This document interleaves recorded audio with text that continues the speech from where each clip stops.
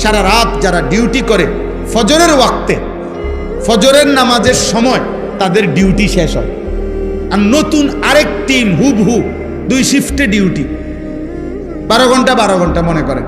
এই নতুন টিম, নতুন শিফট, নতুন ফেরেশতাদের টিম আসমান থেকে ফজরের ওয়াক্তে জমিনে নেমে আসে। এরা চলে যায়, ওরা নাইমা আসে। আল্লাহর কসম, নবী বলেন ফজরের নামাজের জামাতে এ রাত্র ডিউটি করছে যত ফেরেশতা, তারাও ফজরের জামাতে মসজিদে উপস্থিত থাকে। ওই দিনে সন্ধ্যা পর্যন্ত যারা এখন নতুন ডিউটি করবে তারাও ফজরের নামাজে এসে শামিল হয়। আর ইমানদার বান্দা, প্রকৃত মুমিন, সেও ফজরের নামাজে শামিল হয়। এজন্য আল্লাহ বলছে, আমার আনুগত্যশীল বান্দারা, আমার অনুগত বান্দা মাখলুক ফজরের ওয়াক্তে একত্রিত হয়।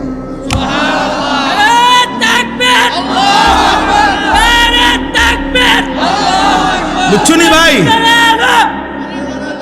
বিষয়টা বুঝছুনি? এজন্য ফজরের নামাজ যার কপালে জোটে না, তুমি অভিশপ্ত। তোমার জিন্দিগি লানতের জিন্দিগি, এবং তুমি এতটা ঘৃণিত যে কুত্তা তোমারে ঘৃণা করে।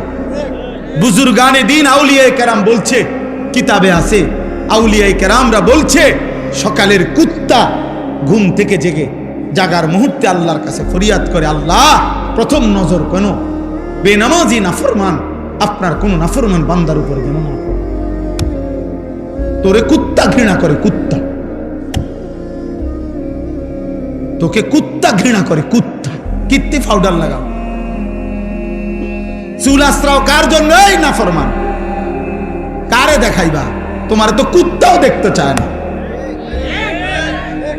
বেনামাজি তুমি কারে দেখাও? হ্যাঁ, এই তামসা।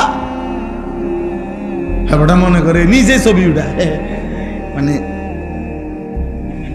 বাঁকা হয় ছবি উঠায়, মোটর সাইকেলে কাইতে হয় ছবি, ঠ্যাঙ্গালগি দেয় ছবি উঠায়। মূলত সমস্যা হইল তারসিরা। প্রত্যেক তারসিরা ব্যক্তি দেখবেন নিজেরই নিয়ে নিজে হাসে। হ্যাঁ, এটাই তো পাগলের চিহ্ন, এটারই তোকে পাগল। এই জন্য আমি তো, এটা আমার একটা ফতুয়া, এটা আমি ব্যক্তিগতভাবে এই ফতুয়া দিয়ে থাকি যে যারা সেলফি উঠায়, মানে নিজের ছবি নিজে উঠায়, ও তারসিরা, অপ্রতিবন্ধী, ওর ব্রেনের সমস্যা, ও ভালো ডাক্তার দেখানো দরকার, প্রয়োজনে পাবনা। আমার অনেক পরিচিত লোক আছে আলহামদুলিল্লাহ পাবনা। তোমরা কারো লাগলে আমার সাথে যোগাযোগ করলে আমি একদম ভালো ডাক্তার দেখাই দেব। আমি এই গত 2 মাস আগেও পাবনা বিশাল মাহফিল করে আসছি, 2টা। আজ ভালো ডাক্তারের সন্ধান দিতে পারবো, আব্বা ডাক্তার দেখা। হ্যাঁ, তোমার কাছে ভালো লাগে তো পাগল তো। আমার রূপে আমি মুগ্ধ। হ্যাঁ হ্যাঁ, এটা না বিষয়টা। আমারে দেখে আমার দ্বারা ভালো লাগতেছে তো মাশাআল্লাহ, দারুণ। তো আর কি, মানুষের আর ভালো লাগার দরকার কি? তোমার তো ভালো লাগছে। আহাম্মক কোথাকার। এই জন্য রাত্রি ফেলার ফেরেশতা যাওয়ার সময় হাদিসে আছে যে ফজরের ওয়াক্তে আসে নাই, তারে লানত দিয়ে যায়। তোর উপরে আল্লাহর লানত, তোকে সারা রাত পাহারা দিছিল, তোকে মালিকের সেজদায় পেলাম। দিনের ফেরেশতা বলে, তোর উপরে আল্লাহর লানত, তোরে কি পাহারাদারি করব, তুই তো আমার মালিকের সেজদা দিলি। অতএব তোমার দিন শুরু হবে আল্লাহর কোটি কোটি ফেরেশতার লানত। অতএব আজকে শেষ কথা এটা, আমি দয়া করে প্রত্যেককে অনুরোধ করছি, মেহেরবানি করে বাপ ভাই বন্ধু প্রত্যেকে দোস্ত, ফজরের নামাজ সহ 5 ওয়াক্ত নামাজ আমরা পড়বো ইনশাআল্লাহ। নিয়ত করো আব্বা, নিয়ত করো, দিল থেকে বলো, দিল থেকে বলো, দিল। ধোঁকা দিও না। আমি কোনো ভোট চাইতেছি না, আখিরাত চাইতেছি, আখিরাত। তোমার একটা সেজদা চাই, তুমি একটা সেজদা দিলে আল্লাহর আরশ কাঁপবে, আর আল্লাহ বলবে, বান্দা আমি তোকে যৌবন কালে সেজদা দিছো, গোলামি করছো, আমি তোকে আমার আরশের নিচে ছায়া দান করব। রাজি ইনশাআল্লাহ? আল্লাহ তৌফিক দান, আল্লাহ কবুল করেন সবার জন্য। কথা এটাই, দিন হেফাজত করেন, ঈমান হেফাজত করেন, আখলাক হেফাজত করেন, নিজের জীবন রাসূলুল্লাহ সাল্লাল্লাহু আলাইহি সাল্লামের সুন্নাতের উপরে নিজেদের জীবন বানান। এই চুল, এই চেহারা, এই লেবাস, এই পোশাক, এই ঘর সংসার, রাত দিন, আহার নিদ্রা, পেশাব পায়খানা, আচার ব্যবহার, রুচি সব নবীজির একটা একটা সুন্নত মোতাবেক করেন, তাহলে সবচেয়ে সুন্দর হবে, চমৎকার হবে, সবচেয়ে আকর্ষণীয় দেখা যাবে যদি আমরা নিজেকে সুন্নত মোতাবেক গড়ি। আমি 21 বছর ধরে আলহামদুলিল্লাহ আল্লাহর দয়া কম বেশি কথা বলার যেটুকু সুযোগ হয়েছে তা আমি আমার শ্রোতা 4 জনও দেখছি, আমার মনে আছে 20 জনও দেখছি, 70 জনও দেখছি। আমি ঘড়ির ঘন্টায় 4 ঘন্টা বয়ান করছি, মানুষ 20 জন মতো, 2 ঘন্টা 2.5 ঘন্টা বয়ান করছি, আলহামদুলিল্লাহ কোনো অসুবিধা নেই। এখন আবার বেশি হয়েছে শ্রোতা, এটার বা কারণ আমি কিছু জানি না, আমার এটা জানার কোনো দরকারও নেই, এটা নিয়ে আহামরি কোনো ফেরেশানি হওয়ারও কিছু। শ্রোতা বেশি বা কম এর মধ্যে কিছুই না, কারো জনপ্রিয়তা দিয়ে কারো কিচ্ছু আসে যায় না। আখেরাতের কোনো 2 পয়সার ফায়দা নেই। দুনিয়াবি হইতে পারে, দুনিয়াবি কেউ রাজনীতি করবে, কেউ প্রার্থী হবে, বিভিন্ন দুনিয়াবি পদ পদবি হাসিল করতে চায়, এই জন্য জনসমর্থন দেখাইতে চায়, দলীয় নেতা কর্মী। কিন্তু আমরা আখিরাতের বিবেচনায় আল্লাহ তাআলা কোরআনুল কারীমের মধ্যে বলছে, মা আগনা আনহু মালুহু ওয়া মা কাসাব। আবু লাহাবকে বলছে, আবু লাহাব তোমার জীবনের সমস্ত সম্পদ এবং জীবনের যত অর্জন, ওয়া মা কাসাব, ছেলে পেলে, নাতি নাতনি, ক্ষমতা বাহাদুরি, যা কিছু তুমি অর্জন করেছ, আমি আল্লাহর হাত থেকে কিছুই তোমার উপকারে আসবে, কিছুই উপকারে আসবে, এগুলা দিয়ে কোনো ফায়দা হবে। হাশরের ময়দানে তোমার ভক্ত কয়জন, মুরিদ কয়জন, নেতা কয়জন, কর্মী কয়জন, এগুলা দিয়ে কিছুই হবে না। আল্লাহ তাআলা বলছেন প্রত্যেককেই পৃথক পৃথক ভাবে, আলাদা আলাদা ভাবে, একজন একজন করে, লাকাদ জিতুমুনা ফুরাদা অকুল্লুহুম আতিহি ইয়াউমাল কিয়ামাতি ফারদা। প্রত্যেকেই আল্লাহ তাআলার নিকট আসতে হবে একজন একজন। আল্লাহ বলছেন একজন একজন, একজন একজন।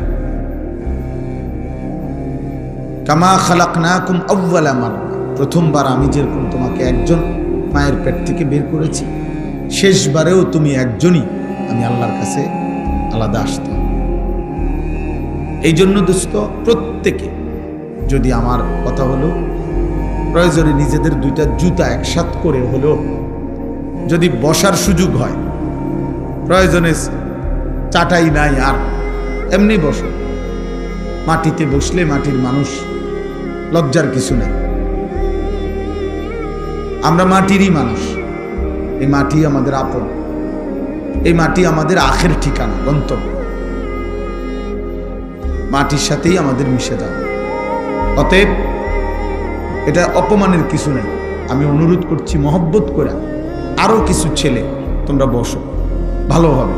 যে দূর সম্ভব কোনো বয়স্ক বাবা চাচা হইলে ওনার জন্য পৃথক ফিকির করো।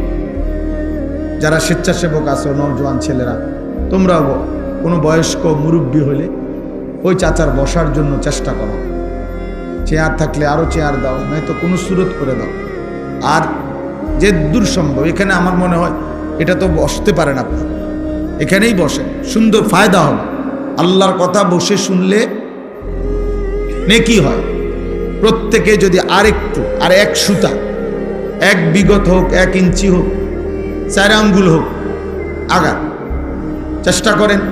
কথা বলেন না, কথা বললে না, একদম চুপ থাকেন সবাই। ভাই সবাইকে বললাম, প্রত্যেকেই নড়েন। যারা বসছেন, ছেলেরা বাবারা, তোমরা সবাই নড়ো, বরকত হবে। আব্বা, কোনো আল্লাহর বান্দা আমাদের একটু আসার দ্বারা আরেকজন যদি বসতে পারে, নেকি হবে, অনেক বেশি নেকি। আল্লাহ ওয়াদা দিছেন, বান্দা তুমি আমার দিকে 1 বিগত আসো, আমি তোমার দিকে রহমত নিয়ে 1 হাত আসবো। বান্দা আসবে কতটুকু? 1 বিগত। এক বিঘত। আল্লাহ বলেন আমি রহমত নিয়ে আসবো এক হাত, তুমি আসবে এক হাত, আমি আসবো দুই হাত। তুমি আসবা হাঁটতে হাঁটতে, আমি আল্লাহ আসবো দৌড়তে দৌড়তে। আতাইতুকা হারওয়ালা, এটা অনেক বড় ব্যাপার। এরপরে যদি আর কোনোভাবে বসার কোনো সুরত না হয়, ঠিক আছে ভাই, আর তো কিছু করার নাই, কিন্তু ইচ্ছা করে চেষ্টা করে বসলে ভালো।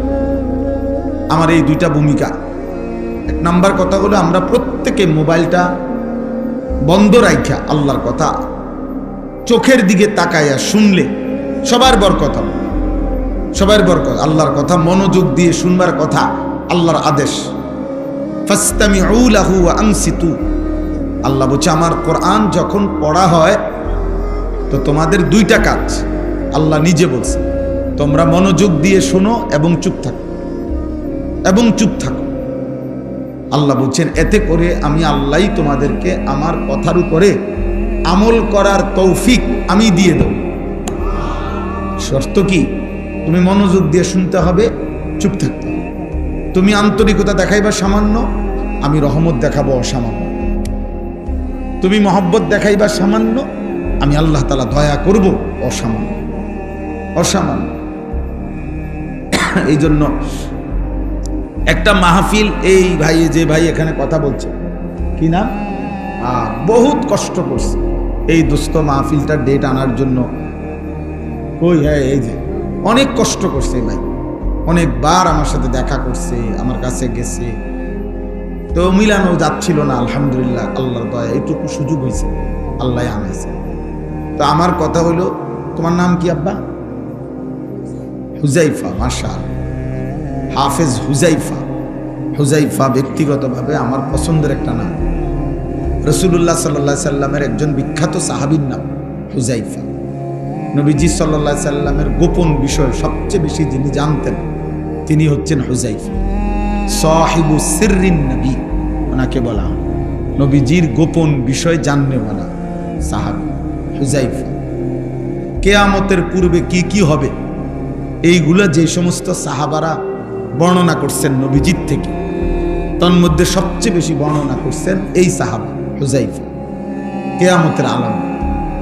এরপরে গুনাহ এবং জাহান্নামে যাইতে হবে, পাপ বলতে যা বুঝায়, যে জিনিস ক্ষতিকর আমাদের ঈমান আমলের জন্য, গুনাহ পাপ, এগুলো সবচেয়ে বেশি খুঁটা খুঁটা বারবার জিগাইছেন নবীজির কাছে, জেনে নিছেন যিনি, উনি হুজাইফা, এই সাহাবী রাসূলুল্লাহ সাল্লাল্লাহু আলাইহি ওয়াসাল্লাম।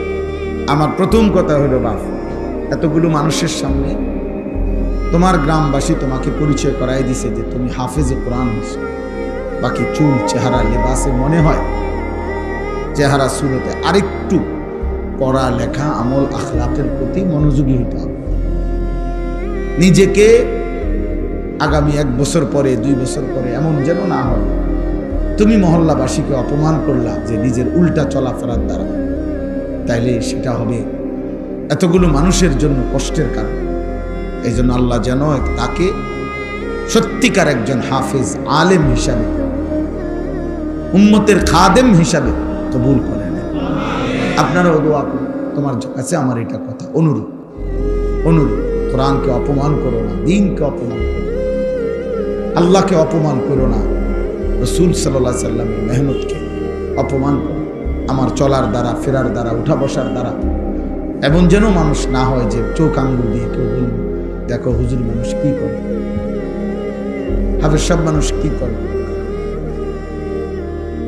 এটা যেন আমি মূলত ব্যক্তি কি হলাম না, অপমানিত না, এটা আমার দ্বীনকে কি করলাম, অপমান। এটা খুব সাংঘাতিক। এই জন্য যারা আল্লাহর কোরআন পড়ে, হাফেজ আলেম, তাদের খুব বেশি সতর্ক থাকতে হয়। মানুষ এই জন্য কথায় কথায় তখন বলে ফেলে, হ্যাঁ আপনি না একটা হুজুর মানুষ, আপনি কেমনে এত বড় মিশা কথাটা বলেন, কথাটা বুঝছেন না? মানুষ নিজের পাপ থাকার পরেও কোনো আলেমের পাপ পছন্দ করে না, এই জন্য বলে ফেলে, হ্যাঁ আপনি একটা ইমাম সাহেব মানুষ, আপনি কেমনে সাদওয়ানে বইয়া বেডি চান, টেলিভিশন চান নিয়ে বলে নাই কথা। তাহলে বোঝা গেল মানুষ এটা পছন্দ করে না যে আমাদের ইমাম সাহেব উনি থাকবে আলাদা শ্রদ্ধেয়।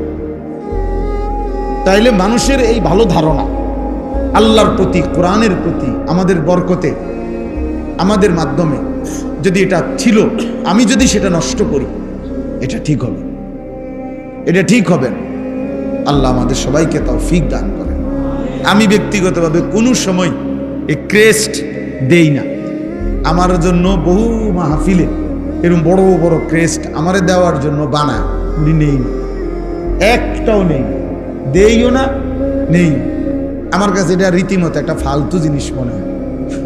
যে আমার কথা হলো এইটা হয়তো সর্বোচ্চ কদম কাঠ দিয়ে বানাইছে, আপনি বুঝেন না কথাটা। এটা যদি একটা সেগুন কাঠ দিয়ে বানাইতো তো 2টা টুকরা বেচলে কাম হতো। এটা একদম কম দামি কোন একটা কাঠ দিয়ে বানাইছে, উর্ফে একটা পিতল দিছে, এটা সর্বোচ্চ 6 মাসের মাথায় এটা চেহারা বিশ্রী হইয়া এটা সদরবদর হয়ে যাবে। তাইলে এইটা দিয়ে বেচারা কি করবে? এটা যদি 100 বছরও সুবাইয়া রাখে, মনে কর ফানিত ভিজা, এটাতে কিচ্ছু বাইরে থাকে, তাহলে আমি এটা দিয়ে কি করব? আমরা কি করব? এই জন্য উচিত ছিল সবসময় খেয়াল রাখবে যে কিতাব হাদিয়া দাও। কিতাব শ্রেষ্ঠতম নিয়াম, কিতাব। হ্যাঁ, আমার ছেলে কিছুদিন আগে আমার মাদ্রাসায় আমরা সবসময় কিতাব হাদিয়া দিই। তো আমার ছেলে তাফসিরে তাওজিহুল কোরআন, কোরআন শরীফের একটা তাফসির 3 খণ্ডে বাংলা অনুবাদ হয়েছে, খুব সুন্দর। আমার খুব দরকার, আমার ব্যক্তিগত খণ্ডটা আমি পাচ্ছি না। আমার ছেলে আমারে বলে উঠছে, আব্বু আমি যে একবার পুরস্কার পাইছি, ওখানে এই খণ্ডটা আছে, আমারটা দেই। হ্যাঁ আব্বা দাও। তাহলে আমার ছেলের পুরস্কার আমার উপকার, কিতাব আমার, কিতাব আমার ছেলের একদিন উপকার। আমার আলহামদুলিল্লাহ ছোটবেলার অনেক বই যেগুলো আমি পুরস্কার পাইছি, এগুলো এখন আমার বাচ্চারা পড়ে। আমার মেয়ে আছে, আমার ছেলে আছে, মাদ্রাসায় পড়ে, ওরা পড়ে অবসর টাইম। তাইলে এটা একটা পৈতৃক ওয়ারাসাত, উত্তরাধিকার। এই খাট পালং সোফা ফার্নিচারের চাইতে পূর্বপুরুষের রেখে যাওয়া কিতাব, এটা একটা শ্রেষ্ঠতম উত্তরাধিকার। এটা কোনোদিনও মানুষ যত পুরাতনই হোক, খাট সোফা পুরাতন হইলে মানুষ ফেলে দেয়, এই সোফা বদলে যাবে। 10 বছর পরে এই সোফা পৃথিবীর সবচেয়ে দামি কাঠ দিয়ে বানাইলেও পরবর্তী বংশধররা এটা ফেলে দিবে, বলবে এই মডেল এখন আর চলে না। বুঝলেন? এই ছোট ছোট সাইজের টাইলস এডি ওনার চলে না, তো এডি উঠাইয়া মানুষ বড় বড় টাইলস লাগায়। তো তাইলে বোঝা গেল কি প্রতিনিয়ত মানুষের রুচি মডেল চেঞ্জ হয়ে যায়, এগুলো ফেলে দিবে। কিন্তু 10 বছর না, 100 বছর পরেও কিতাব এটা কেউ ফেলবে না, এটা ঘর থেকে কেউ ফেলে দিবে না। কোনো বিবেকবান এটা ফেলবে না, সে বলবে না যে এডি ওনার চলে না, এটা থাকবে, এটা 100 বছর পরেও থাকবে। ইমাম ইবনে তাইমিয়া রাহমাতুল্লাহ আলাইহি বিশ্ববিখ্যাত মনীষী ছিলেন। ওনাদের আমলে, ওনাদের এলাকায়, ওনার জীবনীর মধ্যে আছে, উনি বলছেন আমরা পারিবারিকভাবে সকলেই ছিল, আমাদের মা, চাচি, দাদি, আমাদের বাবা, দাদা, আমাদের চাচা, মামা, সব পুরুষ নারী ছিল দিনওয়ালা, কোরআন পড়তো, সুন্নাহ পড়তো, কিতাবাদি পড়তো, এলমি পরিবার ছিল ওনাদের। তো উনি বলেন আমাদের এলাকায় তাতারিরা, মানে একসময় পৃথিবীতে একটি দুর্ধর্ষ জাতি ছিল তাতারি, যাদের পরবর্তীতে তাদেরকে বলা হতো মোগল। এই মঙ্গোলীয় তাতারি সম্প্রদায় খুব জঘন্য। মুসলমানদের উপরে এই পৃথিবীতে সবচেয়ে বেশি জুলুম যারা করছে তার মধ্যে এরা একটা জাতি। Hulagu Khan, Genghis Khan, Timur Lang, এদের অনুসারীরা, এদের দল সৈন্যরা। তো এই এলাকায়, ওনার এলাকায় এই তাতারিরা, কাফের মুশরিকরা মুসলমানদের উপরে এলাকায় আক্রমণ করছেন। আক্রমণ করার পরে পুরা এলাকাবাসী, এলাকা ছাইরা, এই আজকে যেরকম ফিলাইলের বেঈমানদের আক্রমণে এরকম চলে যাচ্ছিল এলাকা ছেড়ে। তো তিনি বলেন যে ইমাম ইবনে তাইমিয়া রাহমাতুল্লাহ আলাইহি বলেন যে আমাদের ফ্যামিলির, মনে করেন এই ছোট বাচ্চাটা, ও হুজুরের 2 ছেলে, এরকম বাচ্চা ছোট বড় পুরুষ নারী, আমাদের এই পুরা ফ্যামিলির সমস্ত আসবাবপত্র আমরা তো রেখে গেছি শত্রুর আক্রমণে, এগুলো তো নিয়ে যাইতে পারি নাই, কিছু আমরা চলে যাচ্ছি অনির্দিষ্ট গন্তব্যে, কোথায় যাব, যাযাবরের মতো, শরণার্থীর মতো। কিন্তু তিনি বলেন আমাদের পরিবারের ছোট বাচ্চা থেকে শুরু করে বড় বুড়া মানুষটা পর্যন্ত প্রত্যেকেই আমাদের এই পূর্বপুরুষের যত কিতাব ছিল সবগুলোই 2টা 10টা 4টা 5টা, মানে যে যেদূর পারছে হাতে নিতে, আমরা সেই কিতাবগুলো আমাদের উত্তরাধিকারী সম্পদ, সেগুলো মাথায় বয়ে এই অনির্দিষ্ট পথে আমরা তার সাথে করে নিয়ে গেছি, একটা কিতাবও ফেলে যাইনি।